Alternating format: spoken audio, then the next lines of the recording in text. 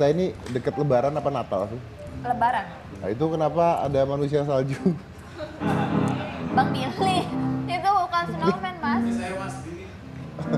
baju lo cocok banget.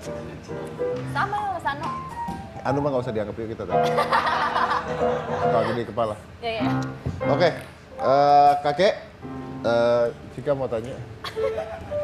Mas, yaudah, Cika nanya, kakek jawab, Mas Artin ya. Nggak, kita undang aja kalau gitu ya. Ini kakek ini, kenapa kita tahu ada kakek ini? Karena kakek ini ada di mana-mana belakangan. Jadi ada sebuah komunitas namanya adalah Share If You Care. Share If You Care. Dia membuat berita tentang kakek ini. Nah ini kita lihat ya seperti apa komunitas ini. Coba kita putar dulu sebentar. Silahkan.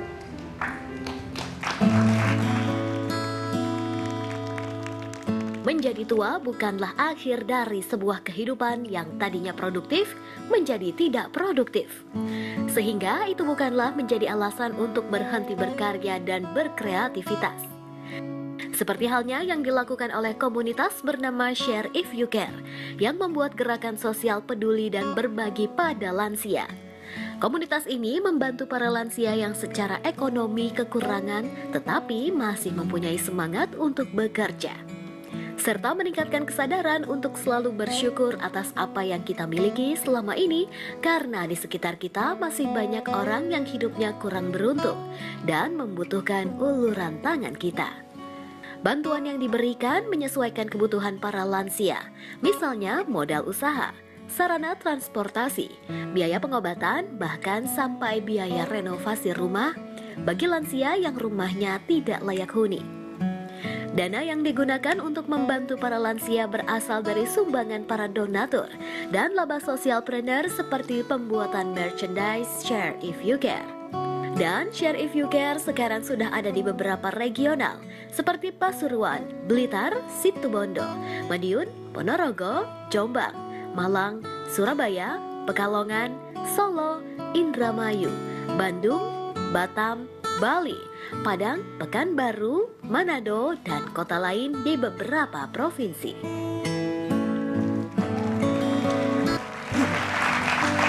Baik, itu menarik sekali ya. Jadi sudah tua tapi masih bisa bekerja.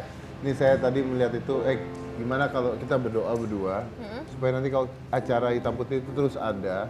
Nanti kita udah tua nih, saya 90, kamu 80, kita masih jadi host sama co-hostnya. Jadi nanti yang bingung bintang tamunya. Oh iya, iya benar. Jadi kita nanya bintang tamu nggak ngerti. Tolong penontonnya masih hidup semua, jadi Anda tolong.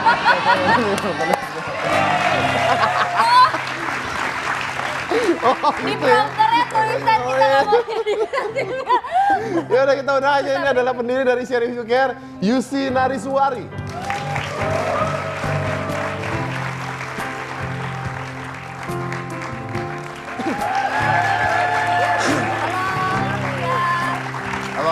Yusi ya, silakan Yusi. Oke, Yusi Nariswari. Nah, Yusi ini sebagai apa ya? Foundernya. Founder. Iya. Jadi yang pertama kali membuat ini kamu? Iya. Ya, kenapa? Karena ingin bergunalah bagi semuanya. Soalnya kita kan hidup kan sebentar gitu. Saya kok nggak percaya kalau ada orang mengatakan karena ingin berguna tuh, saya tuh nggak percaya. Saya yakin bahwa ketika seorang melakukan sebuah aksi pasti ada sebuah reaksi sebelumnya, pemicu kejadian dan sebagainya. Ada tipping point dari seorang melakukan. Sebenarnya karena pengalaman pribadi sih. Ada pengalaman pribadi. Iya. Apa itu? Awalnya ya karena terinspirasi dari almarhumah nenek. Almarhumah nenek. Iya. Kenapa dia? Jadi dulu itu beliau kan sakit, tapi pas masa-masa beliau sakit, saya sibuk dengan kesibukan saya sendiri. Sampai akhirnya beliau meninggal, dan di situ penyesalan saya di situ. Kenapa kok pas masih hidup, padahal beliau yang merawat saya sejak kecil gitu. Kenapa nggak bisa membahagiakan beliau gitu aja. Jadi kamu menyesal kenapa pada saat hidup malah tidak bisa care gitu ya? Iya. Ya, itulah dia kadang-kadang kita tuh yang ya masih muda-muda lupa ketika kita beranjak dewasa, yang dewasa menjadi tua gitu kan. Lalu mulai dari sana kamu membuat hal ini gitu. Iya. Dimulai dari Ramadan tahun kemarin sih. Jadi setahun udah. Iya, 1 tahun. Oke, tadi saya lihat katanya kegiatannya ada penjualan juga, terus kalau ada rumah yang jelek kamu benerin dan sebagainya, itu benar? Iya. Nah, Jadi kita bantu modal usaha buat para lansia tersebut gitu. Jadi misalnya ada lansia misalnya penjual tisu gitu, kita tambahin modal usahanya. Jadi biar bermacam-macam jualannya, meningkatkan ekonomi mereka juga. Nah, uangnya dari mana? Sebenarnya kita ada swakarya teman-teman dan tim. Jadi kita memberdayakan para lansia tersebut. Kita ajari kerajinan sederhana seperti meronce tasbih dari kayu stigi. Kita bantu jual di online. Keuntungannya seluruhnya buat lansia tersebut. Lalu belakangan ini sih kemarin ini kita ada mengajarkan mereka untuk buat kue lebaran. Oke. Iya gitu. Kita bantu jual juga melalui online. Nah, kamu sekarang nggak sendiri dong pastinya? Sudah berapa orang? Di seluruh Indonesia, Iya ya, maksudnya yang share if you care ini. ya sekitar 100 lebih lah. Sebagai apa anggota itu? Ya. Apa yang mereka lakukan apa, terus gimana kalau misalnya mau ngebantu itu gimana? Maksudnya? Maksudnya kalau orang mau ikutan share if you care ini gimana? Jadi kalau misalnya mau gabung, biasanya kita ada grup di aplikasi WhatsApp gitu. Untuk berkoordinasi di situ, teman-teman ada fanpage juga, fanpage kita yang ingin bergabung bisa langsung ada inbox atau langsung di komen fanpage itu. Oke, baik. Terus pernah nggak ketemu lansia terus sampai benar-benar tersentuh banget? Ada sih satu pengalaman yang benar-benar bikin saya nangis gitu. Beliau mantan seniman ludruk di Surabaya. Jadi dia tuh di eranya sangat populer gitu. Tapi ternyata di masa tuanya beliau harus tinggal di kamar mandi. Tinggal di kamar mandi? Kamar mandi bekas bangunan gedung itu ludruk di Surabaya, Wonokromo. Karena keadaannya itu, karena sudah tua, sudah tidak produktif, tidak digunakan lagi di acara ludruk. Jadi beliau harus kan ngekos ya. Di kamar mandi pun itu membayar sewa beliau 100.000 per bulan. Jadi kita datang ke sana, kita perbaiki tempatnya karena kita pindahkan kos nggak mau. Karena beliau sudah 20 tahun di sana, nggak pengen kehilangan tetangganya, nggak pengen kehilangan lingkungan sekitarnya. Jadi kita bantu bersihkan biar lebih nyaman, tapi ya seperti itu keadaannya, 1 kali 2 meteran gitu. 1 kali 2 meter? Iya, cuma cukup buat selonjoran doang? Iya gitu aja, kan bekas kamar mandi itu. Bekas kamar mandi? Iya, bekas kamar mandi gedung Sandiwara. Berarti masih ada toiletnya segala gitu? Iya, ditutup sama kayu gitu aja. Nah, terus apa yang dibantu setelah itu? Maksudnya kan kalau hanya membersihkan kan, nah kaki itu kan harus hidup. Waktu itu kita mengadakan pertunjukan memang khusus didedikasikan buat beliau, namanya Mak Unyil di gedung Sandiwara THR. Kita bikin pertunjukan buat beliau, seluruh donasinya buat beliau juga dari hasil penjualan tiketnya itu untuk beliau. Tapi memang beliau udah nggak bisa kerja lagi?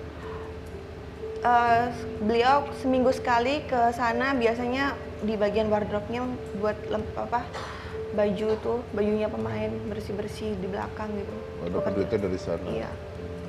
Oke, saya dengar katanya pernah mencoba untuk membantu seorang nenek-nenek yang dikurung cucunya di gubuk. Iya, pernah tapi juga. Nggak berhasil? Nggak berhasil sampai sekarang. Sampai sekarang nggak berhasil? Iya, kebetulan tuh di daerah yang orang-orang berwatak keras ya. Jadi kita ke sana datang nyoba buat mediasi ke dinas sosial biar mungkin kalau misalnya mereka keluarganya nggak mau merawat kan bisa dirawat sama dinas sosial.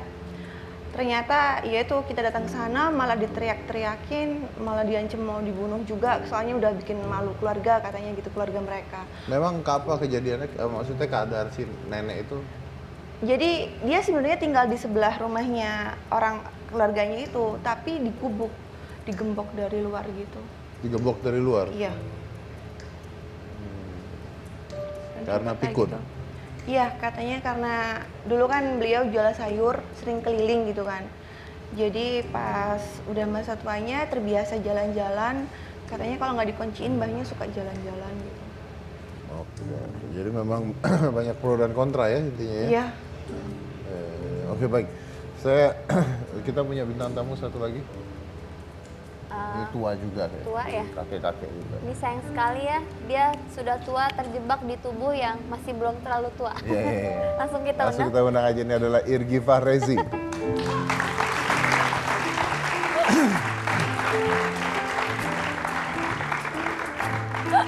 Halo kakek, silakan kakek. Kakek Irgi. Hai Om Didi. Jak lu itu panggil Om. Bintang tamu saya nih yang tua, temanya tua tapi masih berproduksi gitu. Oh, berproduksi, Produktif. produktif. Beda ya? Produksi. Tuh, kan gitu sih. Produksi, produktif beda ya. Kalau duda, Kalau Anda sudah duda kan begitu ya. Iya.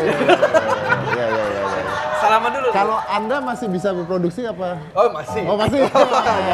Oke, silakan Irgi. Oke.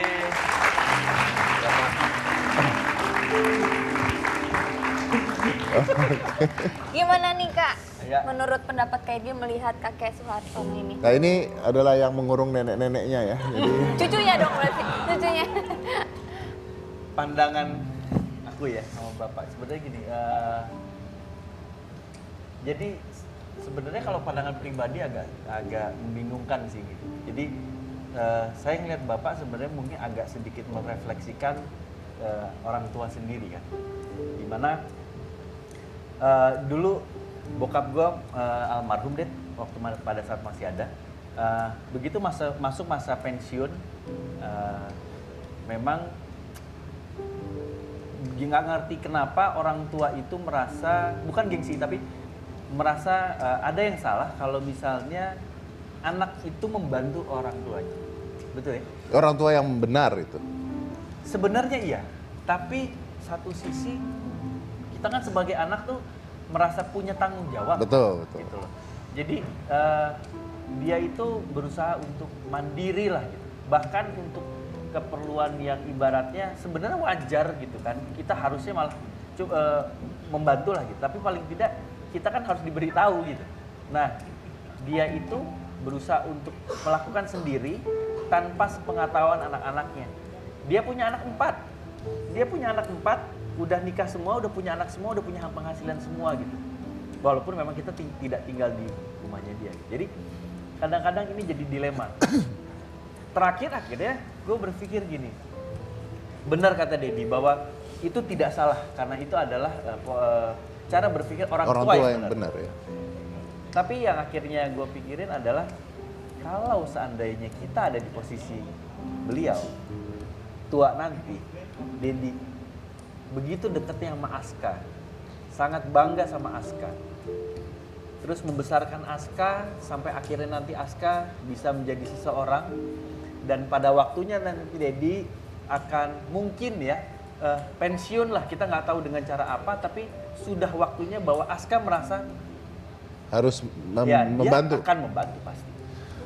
Tapi gini, ini benar, ini benar. Ini saya share cerita ya. Ini saya jarang cerita ini.